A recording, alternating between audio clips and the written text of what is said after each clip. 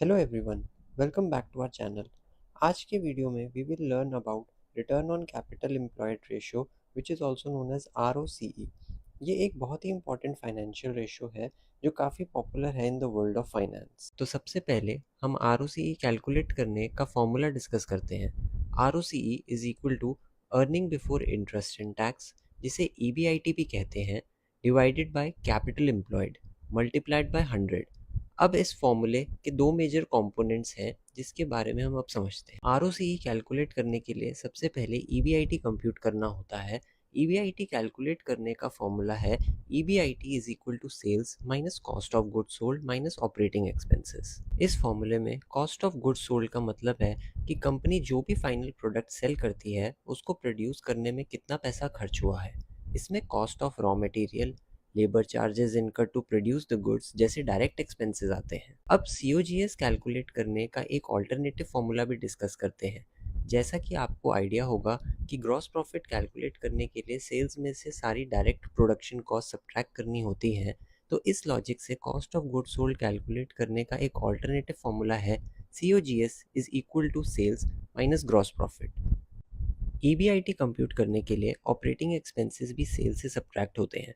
Operating expenses में सारी administrative expenses आते हैं, जैसे जो भी खर्चे बिजनेस के ऑपरेशंस के लिए किए जाते हैं। अब चलते हैं ROCE कंप्यूट करने के लिए दूसरे component that is capital employed की तरफ। कैपिटल एम्प्लॉयड कैलकुलेट करने का फॉर्मूला है capital employed is equal to equity share capital plus preference share capital plus reserves and surplus plus long term debt less fictitious assets and losses. Fictitious assets and losses का एक typical example है deferred expenses.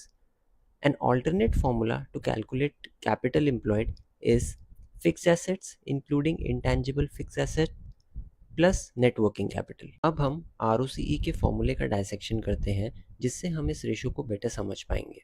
ROCE calculate करने के लिए numerator में earning before interest and tax आता है, जो सिग्निफाई करता है कि कंपनी ने इंटरेस्ट और टैक्स देने से पहले कितना पैसा कमाया है, और वो अर्निंग कमाने के लिए कंपनी कैपिटल डिप्लॉय करती है, इसलिए डिनोमिनेटर में कैपिटल एम्प्लॉयड आता है।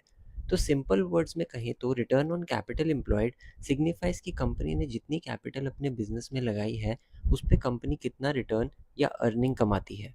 तो अगर बिजनेस का ROCE 10% है तो आप ये कह सकते हैं कि कंपनी 1 रुपये लगाकर 10 पैसे कमाती है। हर बिजनेस कम से कम कैपिटल लगाकर ज़्यादा से ज़्यादा रिटर्न कमाना चाहता है, इसलिए ये रेशो जितना हाई होगा बिजनेस के लिए उतना ही बेनिफिशियल होगा। ये रेशो हमें ये बताती है कि कंपनी अपनी कैपिटल को कितना इफेक्टिवली यूटिलाइज कर रही है। Before ending the video, there are few important things to keep in mind while calculating ROCE ratio. First is this ratio is calculated in percentage, which means whenever you see a company's ROCE, वो हमेशा 100 से multiply हो रखा होगा।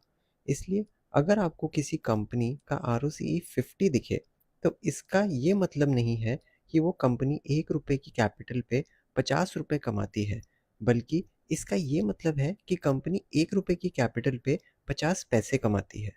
Second is, ये याद रखना बहुत ज़रूरी है कि ROCE रेशो सिर्फ एक रेशो है out of many different other ratios, जिसके बेसिस पे हम किसी शेयर में इन्वेस्ट करने का डिसीजन ले सकते हैं। इसलिए ROCE के साथ साथ दूसरे रेशोज को कंसिडर करना भी इक्वली इम्पॉर्टेंट है। तीसरा, इस एनालिसिस से हम एक और कंक्लूजन ड्रॉ कर सकते हैं कि जो भी इंडस्ट्री या जो भी बिजनेस कैपिटल इंटेंसिव है, मतलब जिसमें बहुत high amount of capital invest होता है, उसका ROCE हमेशा कम रहेगा इन कंपैरिजन टू इंडस्ट्री या बिजनेस जिसमें कम कैपिटल लगता है। तो ROCE के बेसिस पे किसी दो कंपनीज को कंपेयर करने से पहले ये बहुत इम्पॉर्टेंट है कि दोनों कंपनीज सेम इंडस्ट्री को बिलोंग करती हैं या नहीं, अदरवाइज इस रेशियो के बेसिस पे कंपेयर करने का कोई सेंस नहीं रहेगा। तो आज के वीडियो में बस इतना ही। Hope you were able to understand the concept behind return on capital employed ratio. See you in the next video with some more finance related concepts. Thank you.